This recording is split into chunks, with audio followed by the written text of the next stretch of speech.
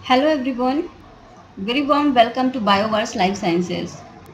Guys, आज के video में हम पढ़ने वाले हैं ब्लॉटिंग टेक्निक्स के बारे में। ये एक इंट्रोडक्टरी पार्ट है जिसमें कि हम ब्लॉटिंग टेक्निक्स क्या होती हैं और इनका क्या यूज़ होता है हम ये पढ़ेंगे।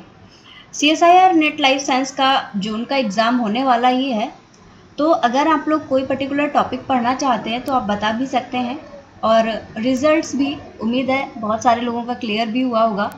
किसी भी तरीके से आपको हमारे चैनल से हेल्प मिली हो तो आप हमें भी हेल्प कर सकते हैं हमारे चैनल को सब्सक्राइब करके। सो चलिए स्टार्ट करते हैं। Again very warm welcome everyone, welcome to Bioverse Life Sciences. तो हम पढ़ने वाले हैं ब्लॉटिंग टेक्निक्स के बारे में। क्या होती हैं ब्लॉटिंग टेक्निक्स?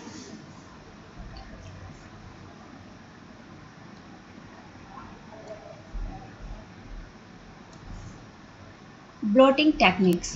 ब्लॉट ब्लॉट का मतलब क्या होता है? ब्लॉट का मतलब होता है कि किसी भी चीज़ को एक जगह से ट्रांसफ़र कर देना दूसरी जगह पे। जैसे कि कोई भी यहाँ पे ये एक प्लेट है और इसके ऊपर आपने क्या किया, एक दूसरी प्लेट पे इसको ट्रांसफ़र कर लिया। आपने ये माइक्रो ऑर्गेनिज्म सीड किया, इसको दूसरी जगह पे ले जाके इसको ग्रो करा दिया या जो भी यूज करना था आप यूज किया, तो ये एक तरीके का ब्लॉट होता है। तो यही हम पढ़ने वाले हैं आज। The blot analysis technique is a powerful method to detect specific biomolecules in sample of complex composition के जो सैंपल है, कोई भी सैंपल है और बहुत सारे इसमें बायोमोलिक्यूल्स तरह तरह के प्रेजेंट हैं, तो उनमें से स्पेसिफिक आपको अपना जो बायोमोलिक्यूल निकालना है, तो उसको डिटेक्ट करने के लिए एक बहुत अच्छी टेक्निक है जिसको कि हम ब्लॉटिंग टेक्निक बोलते हैं। अब सैंपल जो हमारे होते हैं, कॉम्प्लेक्स होते हैं, उनमें क्या क्या चीज़ें हो सकती हैं? वेरी ऑब्वियस, जो बायोमोलिक्यूल सबसे ज़्यादा हमारी बॉडी में होते हैं वो होते हैं डीएनए, आरएनए और प्रोटीन। इनका मिक्सचर है, तो अलग अलग आपको अगर सेपरेट करना है तो कैसे करेंगे? ब्लॉटिंग टेक्निक्स की मदद बहुत ईजिली होते हैं।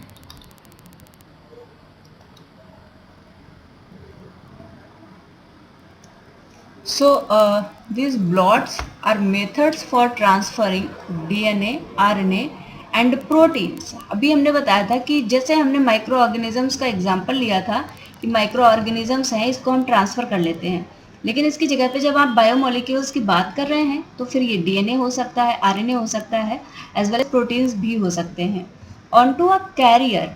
कैरियर एक मेम्ब्रेन होती है। कैरियर क्या होता है? एक मेम्ब्रेन होती है जिस पे कि आप इसको सेपरेट करेंगे, क्योंकि आप कैरियर कोई आपको आइडेंटिफाई करना है तो डायरेक्टली आप इसी कैरियर की मदद से ही इसको आइडेंटिफाई कर लेते हैं। तो ये कैरियर एक प्लेट लेते हैं। प्लेट कौन सी होती है हम ये भी डिस्कस करेंगे जैसे जैसे हम आगे बढ़ेंगे अपने डिस्कशन में।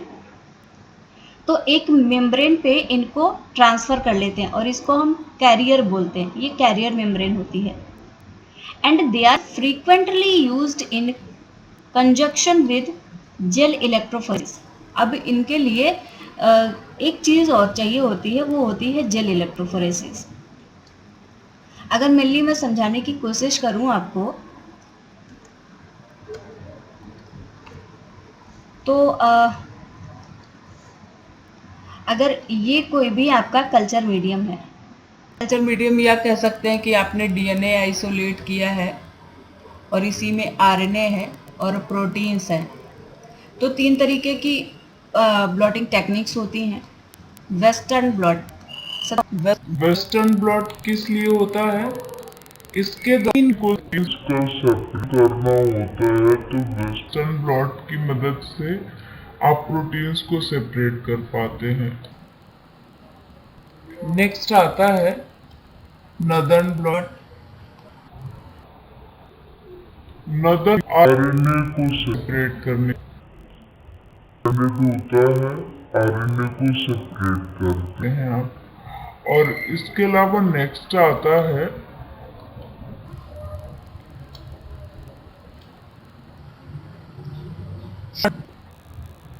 सदर्न ब्लॉट का काम होता है, अगर आप डीएनए को सेपरेट करना चाह रहे हैं तो इसका अब ये टेक्निक्स तो आपने कर ली, वेस्टर्न ब्लॉट फॉर्म किया आपने, तरह तरह की मेम्ब्रेन्स की मदद से आपने बायोमोलिक्यूल्स ट्रांसफर कर ली। अब क्या करना है, अब आपके पास में ये जब आ जाते हैं निकल के, तो आपको इन्हें सेपरेट करना होता है।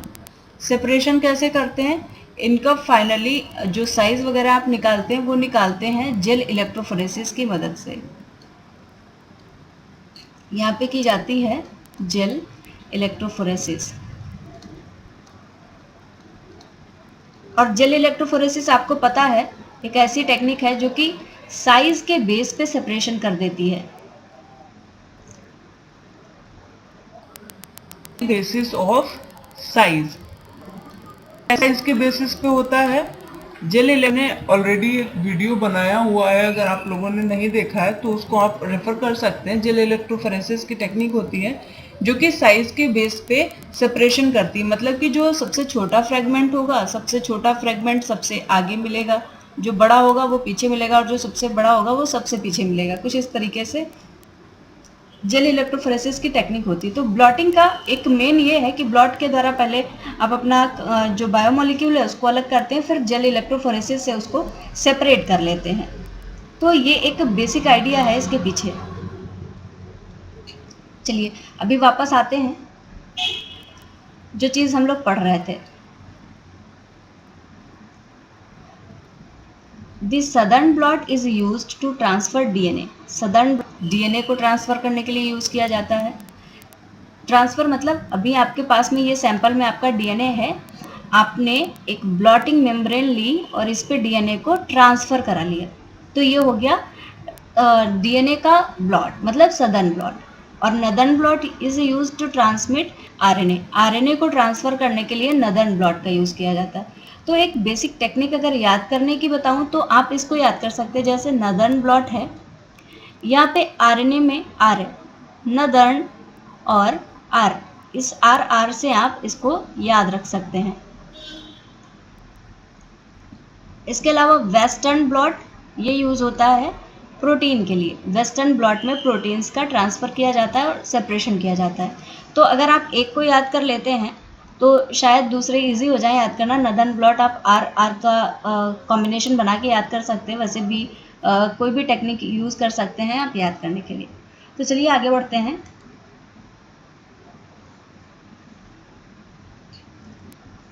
अब इसको यूज़ कहाँ किया जा सकता है, क्या यूज़ है, कैसे यूज़ किया जा सकता है।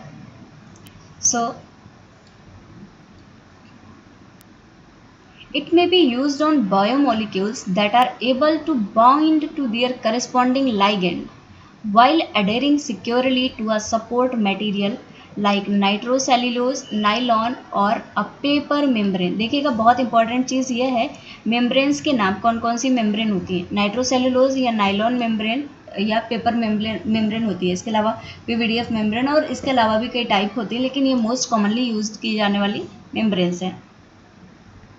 तो ट्रांसफ़र होता कैसे है ये भी मैं समझाती हूँ आपको।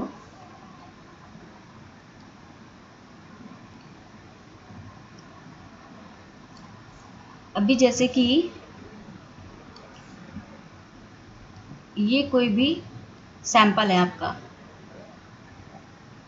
इस सैंपल में डीएनए के बैंड्स हैं, इस तरीके से आपने क्या किया, एक दूसरी मेम्ब्रेन ली और उस मेम्ब्रेन को इसके ऊपर रखा, इसके ऊपर कुछ इस तरीके से आप रखो ताकि ये ऊपर हो पूरा वहाँ पे तो नहीं दिखा सकती एग्जैक्टली। बैंड्स वहीं पे होते हैं जहाँ पे बैंड होते हैं, वहीं पे आपको बैंड देखने को मिलेंगे। कुछ इस तरीके से पैटर्न आपको देखने को मिलेगा। मैंने कोशिश की एक जैसा बनाने की। तो अब इस वाली प्लेट पे ये सेम बैंड्स आ गए। आप इसको क्या करेंगे, जेल इलेक्ट्रोफोरेसिस से रन करवाएंगे, करा सकते हैं, सब यूज कर सकते हैं। अब एक चीज यहाँ पे और आती है कि ये जो ट्रांसफर हो रहा है, ये जो डीएनए यहाँ पे है, ये यहाँ पे ट्रांसफर हो रहा है, ये कैसे हो रहा है। तो ये जो प्लेट है जिस पे आप ट्रांसफर कर रहे हैं, ये प्लेट ऐसे मटेरियल की बनी होती है कि इस पे कुछ स्पेसिफिक लाइगेंड्स होते हैं जो कि बाइंड करने की कैपेसिटी रखते हैं। ये जो आपका डीएनए मॉलिक्यूल से बाइंड करेगा तो इसमें कुछ स्पेसिफिक सीक्वेंस हो करेगा, या फिर कह सकते हैं कि एक लाइगेंड होगा जिससे ये रिसेप्टर की तरह बाइंड करेगा। तो ये जो अट्रैक्शन होता है यही इसको मेम्ब्रेन से बाइंड करवाने में मदद करता है।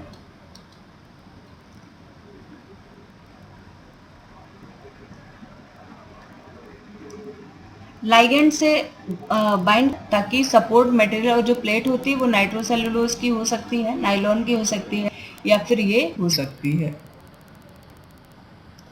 ओके, नेक्स्ट है before being transferred to the membrane. Membrane पर ट्रांसफर होने से पहले biomolecules are usually sorted by size, और मेम्ब्रेन पे ट्रांसफर करने से पहले बायोमोलिक्यूल्स को या तो साइज के बेस पे, चार्ज के बेस पे शॉर्ट आउट कर लिया जाता है। या तो साइज के बेस पे वो पहले से उनको सेपरेट कर लिया गया कि जो लार्ज मॉलिक्यूल्स है वो ऊपर हैं और स्मॉल मॉलिक्यूल्स आगे की तरफ है, मतलब नीचे की तरफ है, या फिर उनका जो चार्ज किसी पे प्लस है किसी पे माइनस है उसके अकॉर्डिंग उनको सेपरेट कर लिया गया, और फिर उसके बाद में आप मेम्ब्रेन पे इनको ट्रांसफ़र कराते हैं। तो अब यहाँ पे आती है मेन चीज़, वो तो बेसिक थी ब्लॉटिंग टेक्निक के बारे में। अभी आता है कि ब्लॉटिंग टेक्निक कितने प्रकार का होता है। तो ब्लॉटिंग टेक्निक अगर हम बात करें तो ये होता है सदर्न ब्लॉटिंग, नॉन ब्लॉटिंग,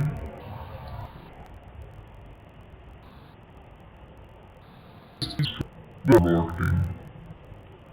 अब मेन चीज जो इसमें है वो आपको ये बताना है कि कौन सी टेक्निक किसके लिए होती है। अभी अभी मैंने आपको बताया था, तो अब मैं तो आपको यहाँ पे लिख के बताऊंगी भी, आप साथ में रिकॉल करिए कि कौन सी टेक्निक किसके लिए थी। तो सदर्न ब्लॉटिंग किसके लिए, और के नाम में ही आर आता है, इससे आरएनए को कोरिलेट करके आप याद कर सकते हैं। और जो वेस्टर्न तो आप लोगों को मुझे उम्मीद है समझ में आया होगा कि ब्लॉटिंग टेक्निक्स क्या होती है। अभी हम नेक्स्ट लेक्चर में इन सबको बहुत डिटेल में डिस्कस करने वाले, इनकी जो मैकेनिकल वर्क होता है ये सब हम पढ़ेंगे, और नेक्स्ट लेक्चर में पढ़ेंगे। बताते हैं हम, और इच्छा है कि लोगों को वीडियोस अच्छे लगते हैं तो आप हमारे चैनल को भी सब्सक्राइब करिए, क्योंकि आपके सपोर्ट से ही मुझे मोटिवेशन मिलेगा ताकि मैं ज़्यादा से ज़्यादा वीडियोस बना सकूं। So again, thank you very much everyone. Thank you for watching this session. Bye bye. Take care.